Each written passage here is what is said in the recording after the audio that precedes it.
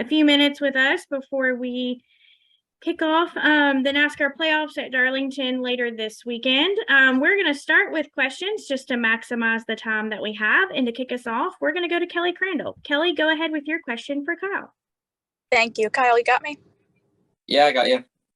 Okay, two things. First off, obviously, quite a change from last year where you came in as the favorite, all the wins, all the playoff points. So what's it like just being in a position now where you're back to just, I guess, being the hunter trying to defend this championship? Yeah, I don't know. I haven't put much thought into it. Obviously, when you look at the points, I think last year we had 40 something, maybe close to 50 points, something like that. As we headed into the playoffs, where this year I think we only have 19 or 18. So, yeah, I mean, it already, I think, adds a little bit more pressure on each race, knowing that you need to go get stage points, stage wins, race wins, all that to help out your postseason. So, or post regular season. So, yeah, this first round sets up really nice for us and our team. Three really great tracks for us. So I think it's a good opportunity for us to have a good few showings, get some, hopefully, like I mentioned, some playoff points, and try and put ourselves in a better spot as we approach the next couple rounds. And last year was really the first year that you had obviously a deep playoff run where you went through each of the rounds, you got to the championship race for the first time. How valuable was that experience to really see it firsthand, how the rounds work, what it takes, the value of playoff points and so forth to get to Phoenix? Yeah, I think only one other time maybe in my career I've made it to the round of 8. So I believe anyways, I might not have, but I think I did one other time, where I think that experience is probably, even though I don't remember it, that experience would probably have taught me more and prepared me more for this year's playoffs, because last year it's kind of just not often I feel like that a driver has that many points. I know Harvick and them have done it in the past, but where you have a lot of points and you can rely on those points and not go into each race with some stress of crashing or having something bad happen, or if it does, you're still not in terrible shape. Like I think the second round of last year we had a bad Talladega, and then we had the battery issue or alternator issue at the Roval, and then I was stressed out, where I'd have been really stressed out if I had the bad race at Talladega, just that one itself. So I don't know, just go out there and execute and try and run up front all race long, and that should hopefully put you in an okay spot.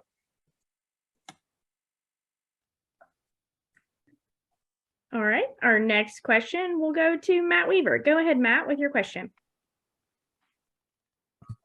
Hey, bud. Sorry, I had a couple of mics to unmute. So your first full-time Cup season was 2014. So the only era of Cup racing you've ever known was the win and you're in format. And it's not traditional racing, it's not points racing, but do you enjoy getting to September and the intensity of this format as a racer? Do you enjoy that kind of pressure cooker environment? Sure. I don't know. Like you said, I don't have experience the other way. So this is all I've known, and it's the only way of racing in the playoffs. And I don't know if the regular season was that way back then when I was running, but anyways, the playoffs, like being like this, is the only way I've known. So it just kind of is what it is to me. I think if I had raced another way, how it was before, maybe I'd have a different opinion, but I don't know anything different. So it's just the way it's always been. And yes, I think it just having an emphasis on winning is exciting for the fans. Having elimination stuff is stressful, and that makes things exciting to watch on TV, and the storylines developing throughout each race. So I don't know. Hopefully we can win some races and just advance that way, and would make things nice. And then as a follow-up, we hear all the time, winning is paramount. There's nothing more important in the Cup Series than winning. And yet we get to the playoffs in September, and all of a sudden we're all counting points. So it's not like winning is still the only thing, because in each round we're counting up, stage points and playoff points. So what is the balance with your team in terms of, trying to put yourself in position to win, but also first and second stage collecting max points? Yeah, I don't know. I feel like there's only the road courses really, and maybe super speedways a little bit, but mostly the road courses where you have to sacrifice stages for the finishing position. So we've only got one road course in the playoffs. So aside from that, I think you're always going to go for the stage points, and the race win comes along hopefully with that. Obviously, I think if there's cautions that fall at a certain point, at the end of a stage, and you have to sacrifice the points for tires and fuel, then I don't know. I don't know where it all just kind of depends on where you're at in the points, I think, at that moment. But yes, I think everybody always wants to just straight up go for stage points and the race win. 10-4. Thanks, Kyle. Thanks. Okay, our next question will go to Pete Acabelli. Go ahead, Pete. Hey, Kyle, what is it about Darlington that sets up well for you? And did you like the track from the first time you rode it, or did you have to get some times around before you really found your groove here? No, I mean, I think most of the time, all the races I've had there have been really good. Maybe if I had some bad results, it's because I got into the wall or something like that. But before getting into the wall, I always remember being competitive and having fun and run up front, and have yet to get a win there. But I feel like it's probably in my top 3-4 for best tracks on the circuit, as far as running position, average running position throughout the race, stuff like that it seems just fit my style. It's just really technical. You have to move your line around a little bit, be patient. It's just fun. I really enjoy it. It's slick. It gets hot.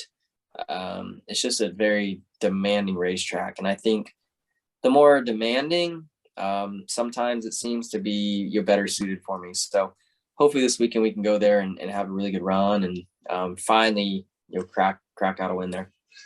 Kyle, just another quick question. How do you feel like your regular season went, and do you feel as prepared as you can be for this playoff run? Well, I think our regular season didn't go very well to our standards, but I don't really know if anybody. I mean, you could even for Chase, like I don't even know if his regular season was up to their standards. There's just a lot of inconsistency this year throughout the regular season. We had 3 blown engines now in the regular season. So a lot of DNFs, with that, but also mistakes on my part or bad pit stops. Yes, we got a couple wins, which was nice, but we also probably gave away a couple as well. So I would say no, it wasn't good, but I do still feel like we are prepared for the playoffs. I feel like here lately, our pit crew's been performing well. Our cars have been fast all year long, and Cliff and our guys have been making good pit calls on the top of the box, and I'm doing a little bit better job of taking what I can get out of the race car and not overstepping things. So I feel like we're prepared.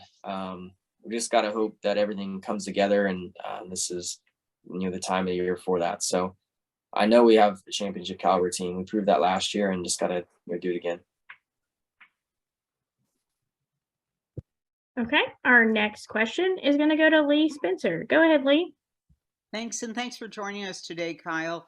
You mentioned just the inconsistencies that we've seen this season, and it's kind of bizarre for you to have 6 DNFs, as you mentioned. But when you look at these inconsistencies, how much of it is the new car? Because it's really changed the dynamic in a lot of these races. I mean, we're going into these playoffs, and there's a lot of new faces. Ross Chastain, it's his first time. Tyler Reddick, his second time. Bell, second time. Briscoe, first time. Suarez, first time. Cindric, first time. There are a lot of first time guys that are going to the postseason, and I'm just wondering how much of that, is the new car and giving opportunities that we might not have seen in the past. I mean, yeah, it's hard to,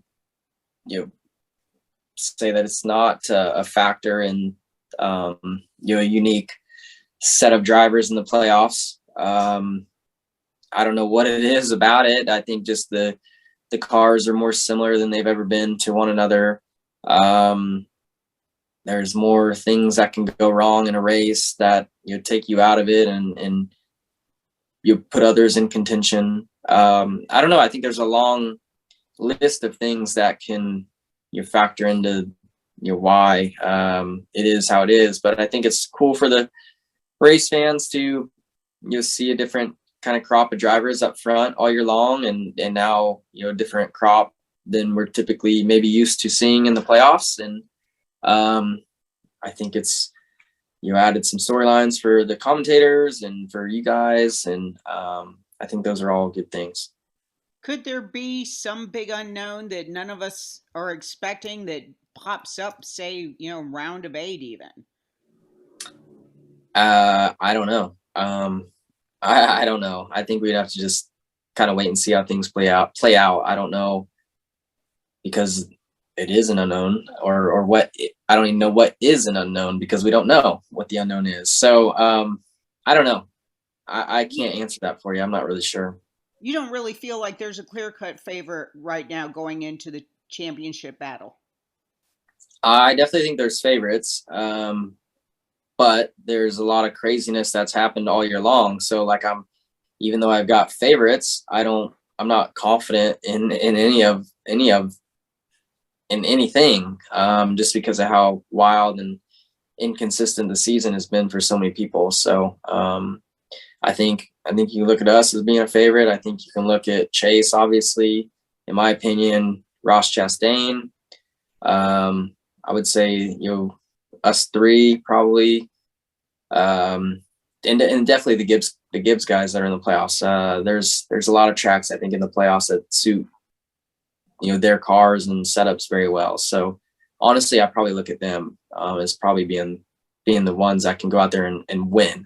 I think there's other teams that can do a better job of executing, but I think the Gibbs guys are probably got the fastest, best handling cars to go out there and really win in advance that way. Appreciate your time. Good luck this weekend. Thanks. Okay, our next question is going to go to Zach Sternalina. Go ahead, Zach.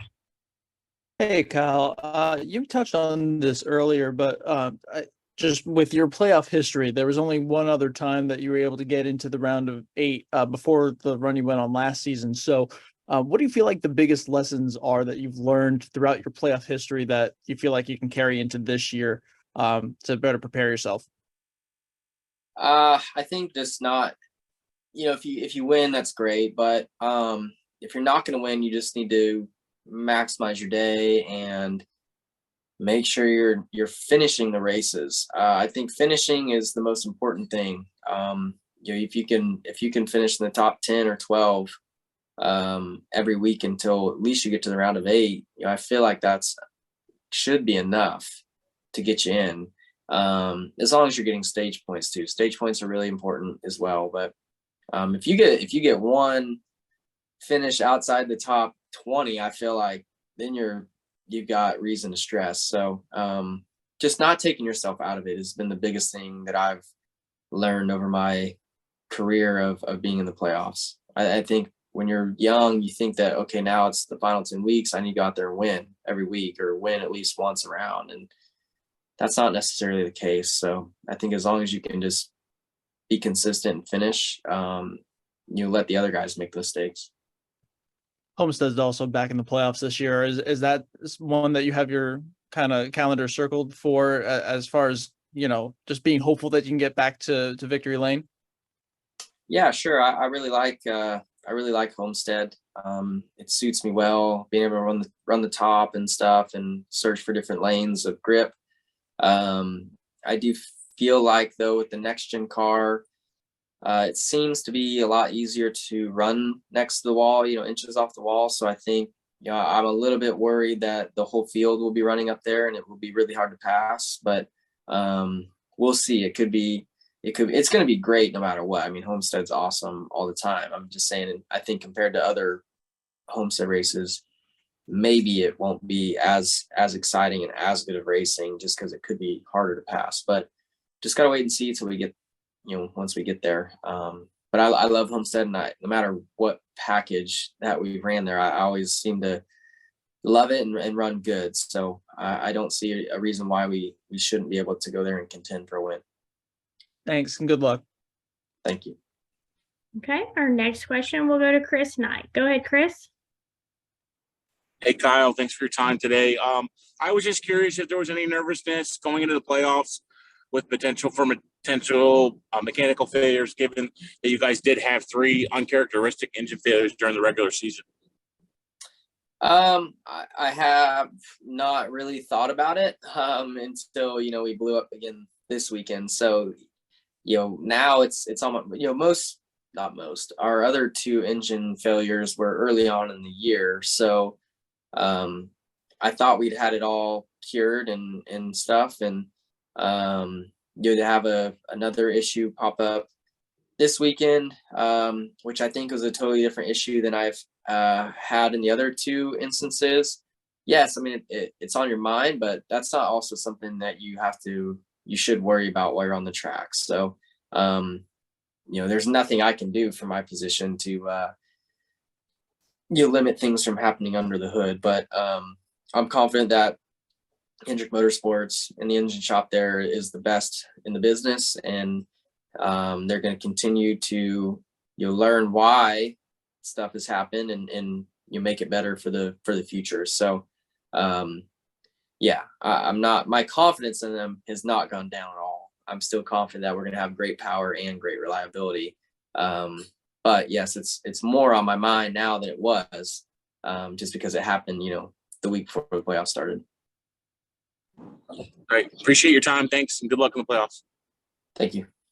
Okay, our next question will go to Jared Turner. Go ahead, Jared, with your question for Kyle.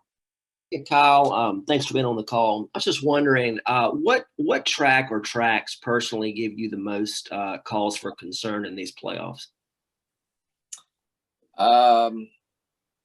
Obviously, I think Talladega. I think the Robles in that same round.